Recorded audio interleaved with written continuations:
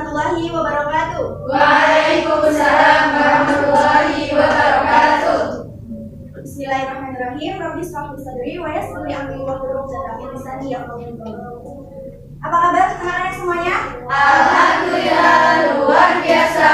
Allahu Akbar. Alhamdulillah, sehat semua ya? Alhamdulillah.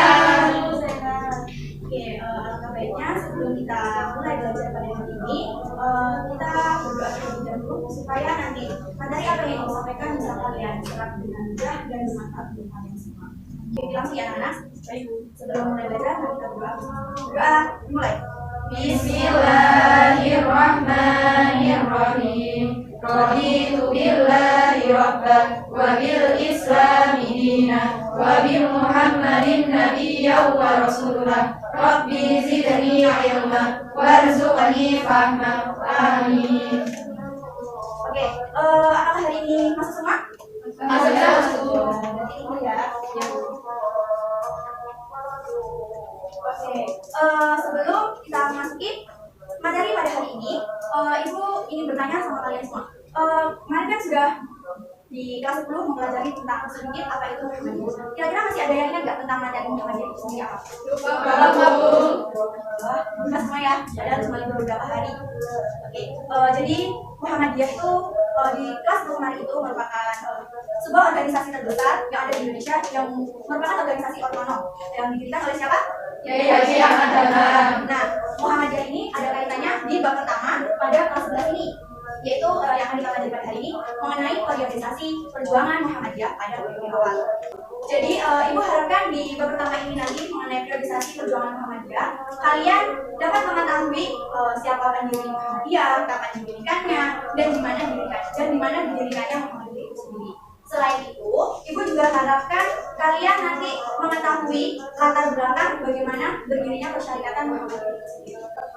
Nah, sebelumnya di sini Ibu mempunyai guide, dan di dalam guide ini itu sebuah materi-materi tumpang yang akan Ibu sampaikan. Jadi nanti di beberapa kalimat-kalimat tumpang ini kalian harus mendengarkan apa yang sudah Ibu sampaikan dengan baik dan benar ya. Ya, pokoknya selama Ibu menyampaikan materi, kalian sabari untuk mengisi kalimat-kalimat tumpang yang ada di guide ini.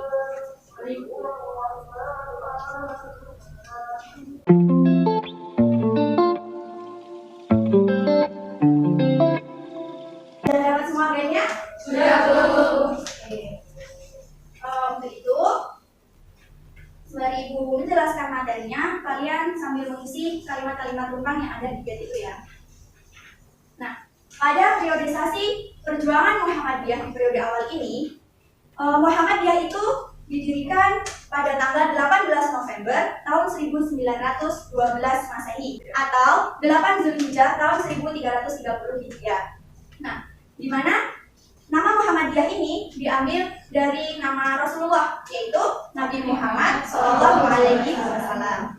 Nah, selain itu, sehingga Muhammadiyah ini dikenal oleh banyak orang, yang biasanya orang-orang itu bilang Muhammadiyah merupakan pengikutnya para Nabi Muhammad SAW. Dan Muhammadiyah sendiri ini didirikan oleh Kiai Haji Ahmad Dahlan yang kalian katakan tadi, di mana didirikannya itu di sekolahnya Kiai Haji Ahmad Dahlan, yaitu di Kota Kauman, Yogyakarta. Nah, untuk yang melatar belakangi berdirinya persyarikatan Muhammadiyah sendiri itu ada dua faktor, yaitu faktor internal dan faktor eksternal. Nah, di faktor internal sendiri itu timbul dari dalam, khususnya dari dalam umat Islam itu sendiri. Jadi untuk faktor yang pertama di internal itu, umat Islam terserang penyakit, di antaranya ada penyakit syirik, taklid, dan TBC. Nah, TBC ini biasanya kalian mengenalnya dengan apa? Tuberkulosis. Ya, dalam ilmu biologis memang benar kalian mengenalnya dengan tuberkulosis. Tapi dalam Islam itu TBC biasa disebut. TBC ini dikenal dengan nama tahayul, bid'ah, dan khurafat.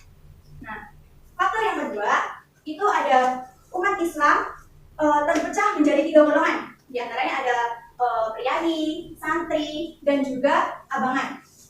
Priani ini sendiri itu merupakan orang-orang yang berdarah biru, di mana biasanya kita kenal dengan orang-orang yang memiliki jabatan tinggi atau kedudukan tinggi di sebuah pemerintahan. Kalau di tanah Jawa itu di keraton-keraton.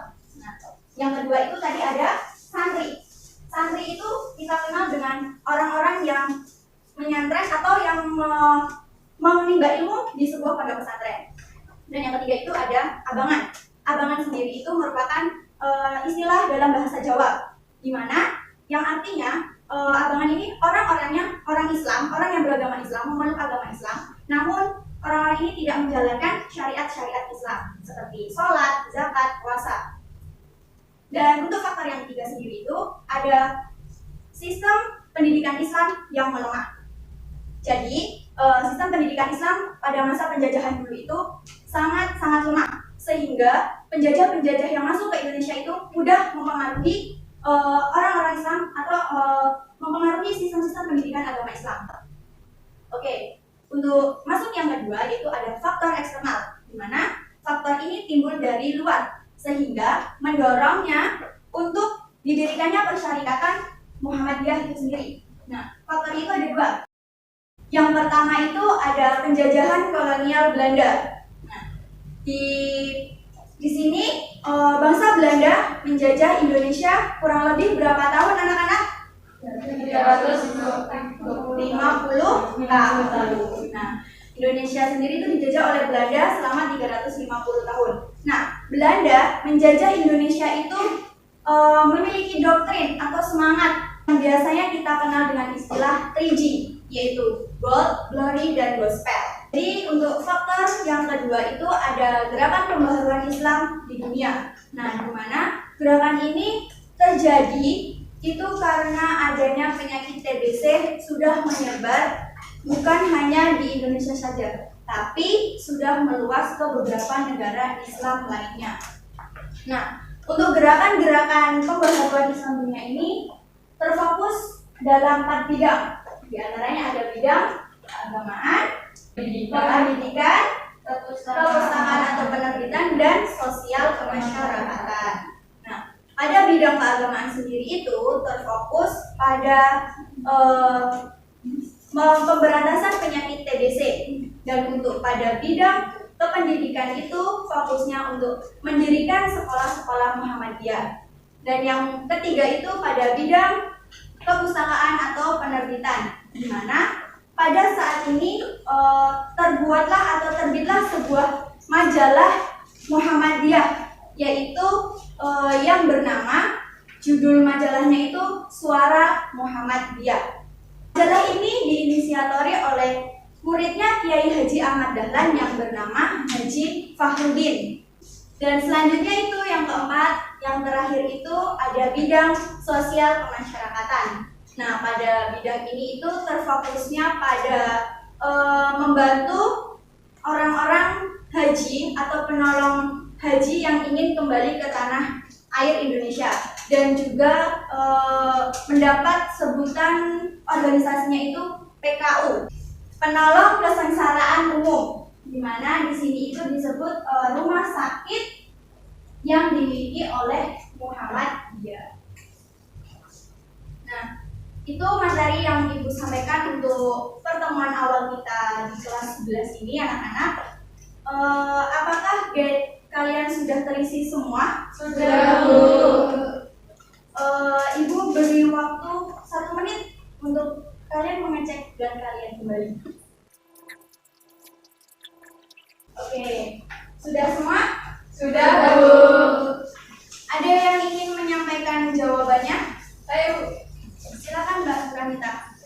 Untuk soal yang pertama, jawabannya 8 Zulhijjah 1330 Hijriah. Kemudian soal yang kedua, jawabannya Kauman. Yang ketiga, jawabannya syirik, takfir, dan TBC atau tahayul, bid'ah, dan khilafat. Yang keempat adalah priayi, santri, dan abangan. Kemudian soal yang jawaban yang kelima adalah 3G atau Gold, Glory, dan Gospel.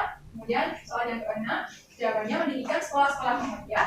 Yang ketujuh, jawabannya Suara Muhammadiyah. Oke, terima kasih Mbak Pranita. Dari semua jawaban yang disampaikan Mbak Pranita, apakah ada yang beda? Sama-sama, Bu. Oke, berikan aplaus pada Mbak Pranita.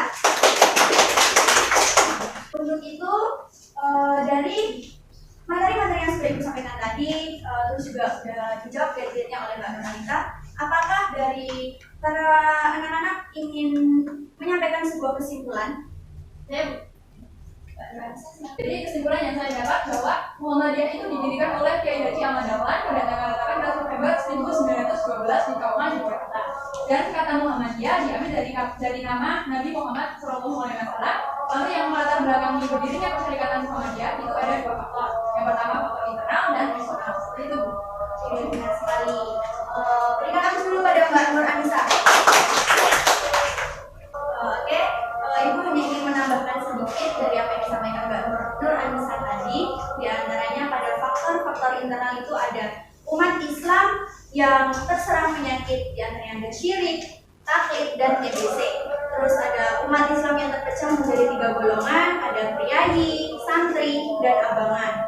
Dan itu yang ketiga, dan untuk yang ketiga itu sistem pendidikan Islam yang lemah. Dan yang kedua itu ada faktor eksternalnya. Faktor eksternal itu terbagi menjadi 2 tadi anak-anak. Di antaranya ada penjajahan kolonial Belanda dan juga gerakan pembaharuan Islam di dunia. Itu tadi materi-materi pembelajaran pada bab pertama kita hari ini. Untuk evaluasinya, Ibu minta di pekan selanjutnya kalian itu mempelajari untuk materi selanjutnya dari periode awal ini, yaitu ada periode masa sebelum kemerdekaan dan sesudah kemerdekaan. Nanti di minggu depan Ibu akan meminta kalian untuk mereview-nya. Baik, sebelum Ibu tutup, alangkah baiknya kita mengucapkan hamdalah dan doa kafaratul majlis bersama-sama. Alhamdulillahirabbil